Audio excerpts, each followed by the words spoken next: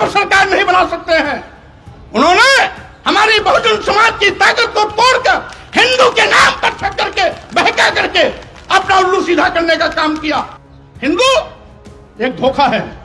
और वैसे भी 1995 में माननीय सर्वोच्च न्यायालय ने अपने आदेश में कहा था हिंदू कोई धर्म नहीं, ये लोगों के जीवन जीने की एक शैली है। यही नहीं, जो सबसे बड़े धर्म के ठेकेदार बनते हैं, आरएसएस के प्रमुख मोहन भागवत जी ने भी कहा है, एक नहीं 2 बार कहा, हिंदू धर्म नाम का कोई धर्म नहीं है, बल्कि इन लोगों के जीवन जीने की एक कला है। अगर स्वामी प्रसाद मौर्य कह देते हैं हिंदू धर्म नहीं है बल्कि एक धोखा है, और जिसे हम हिंदू धर्म कहते हैं वो कुछ लोगों के लिए धंधा है। जब हम कहते हैं कि ये कुछ लोगों के लिए धंधा है, तब पूरे देश में भूचाल मच जाता है।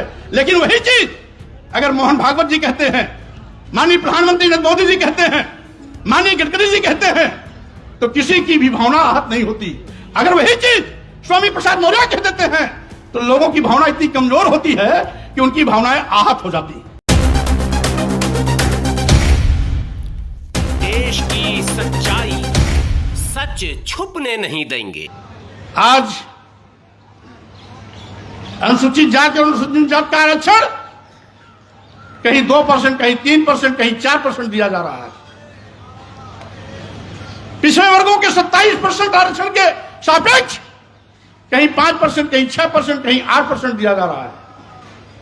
तमाम विज्ञापनों को देखने से पता लगता है तमाम विभागों में आरक्षण को तो शून्य कर दिया जाता है। अभी अभी ऐसे कई उदाहरण हैं जिसको मैं समय समय पर अपने ट्विटर के माध्यम से सार्वजनिक भी करता रहता हूं।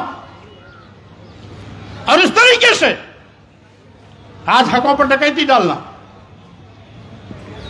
साथियों, उसमें बहुत कुछ भूमिका हमारी आपकी भी है। सन 1931 की जाति जनगणना के आधार पर मात्र 3.5% ब्राह्मण है, 3% क्षत्रिय है, 1.5% वैश्य है। तीनों को जोड़ लिया जाए तो लगभग 7-8% होता है। यानी शेष सब बहुजन समाज है।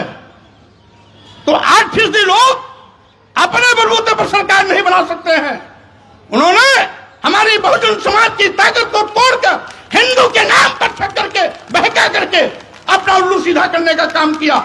यानी वोट देने के लिए हम हिंदू, वोट के लिए अनुसूचित जाति, अनुसूचित जनजाति और पिछड़े वर्ग का व्यक्ति हिंदू, लेकिन सत्ता में बैठने के बाद हम हिंदू नहीं रह जाते। अगर सत्ता में बैठने के बाद भी ये हमें हिंदू मानते तो अनुसूचित जाति के आरक्षण को खत्म नहीं करते, अनुसूचित जनजाति के आरक्षण को खत्म नहीं करते, पिछड़े वर्गों के आरक्षण को खत्म नहीं करते। इसका मतलब है हिंदू एक धोखा है। और वैसे भी 1995 में माननीय सर्वोच्च न्यायालय ने अपने आदेश में कहा था हिंदू कोई धर्म नहीं, ये लोगों के जीवन जीने की एक शैली है। यही नहीं, जो सबसे बड़े धर्म के ठेकेदार बनते हैं, आरएसएस के प्रमुख मोहन भागवत जी ने भी कहा है, एक नहीं 2 बार कहा, हिंदू धर्म नाम का कोई धर्म नहीं है, बल्कि इन लोगों के जीवन जीने की एक कला है। देश के माननीय प्रधानमंत्री जी ने भी कहा, माननीय मोदी ने भी कहा है, हिंदू धर्म नहीं है। और अभी 1-2 महीने पहले माननीय गडकरी जी ने भी कहा, एक मीडिया कॉन्क्लेव में कहा। लेकिन इन लोगों के कहने से किसी की भावना आहत नहीं होती है।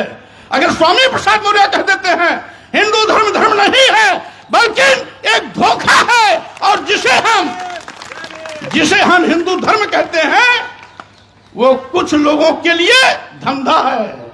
जब हम कहते हैं कि ये कुछ लोगों के लिए धंधा है, तब पूरे देश में भूचाल मच जाता है। लेकिन वही चीज अगर मोहन भागवत जी कहते हैं, माननीय प्रधानमंत्री नरेंद्र मोदी जी कहते हैं, माननीय गडकरी जी कहते हैं, तो किसी की भी भावना आहत नहीं होती। अगर वही चीज स्वामी प्रसाद मौर्य कह देते हैं तो लोगों की भावना इतनी कमजोर होती है कि उनकी भावनाएं आहत हो जाती। क्या विडंबना है। माननीय सर्वोच्च न्यायालय 1995 में कहा तो किसी भी धर्माचार्य ने कोई टिप्पणी नहीं की, लेकिन अगर वही चीज स्वामी प्रसाद मौर्य के मुंह से निकल जाती है तो पूरे देश में एफआईआर की झड़ी लग जाती है। क्या विडंबना है। आखिर हम क्या कहते हैं? हम तो वही कहते हैं जो भारतीय संविधान कहता है। अनुच्छेद 14 में सब क्लास में स्पष्ट है कि वर्ण, धर्म, वर्ण, जाति, लिंग, जन्म स्थान के आधार पर किसी के साथ कोई भेदभाव नहीं किया जा सकता। अगर भेदभाव नहीं किया जा सकता तो सत्ता में बैठे हुए लोग आज खुल्ला हमारे साथ सतोला व्यवहार क्यों कर रहे हैं?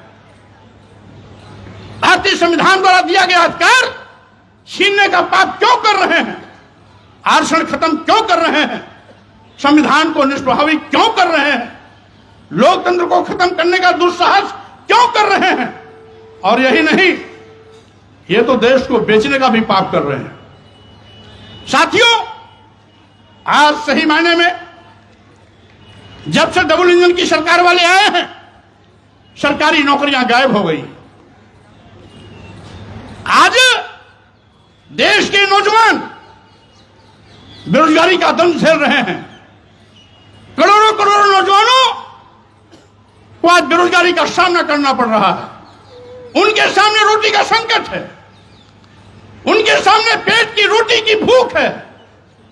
अभी पार्लियामेंट में जो घटनाक्रम घटित हुई वो भाजपा के सांसद के पर्ची पर ही उनकी प्रवेश हुई थी, लेकिन उसके बावजूद भी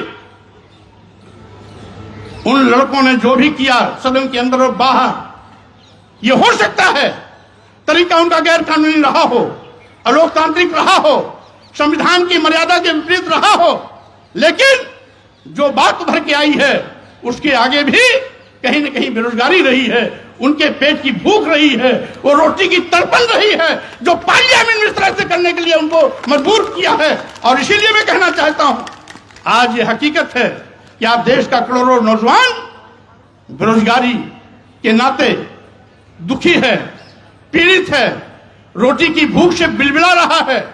मरता क्या न करता, जब आदमी रोटी के लिए अंतिम सांसें लेता रहता है तो उसे कानून नहीं दिखाई पड़ता है, उसे आदर्श नहीं दिखाई पड़ता है। और इसीलिए मैं कहना चाहता हूं साथियों, आज तस्वीर है पूरे देश की।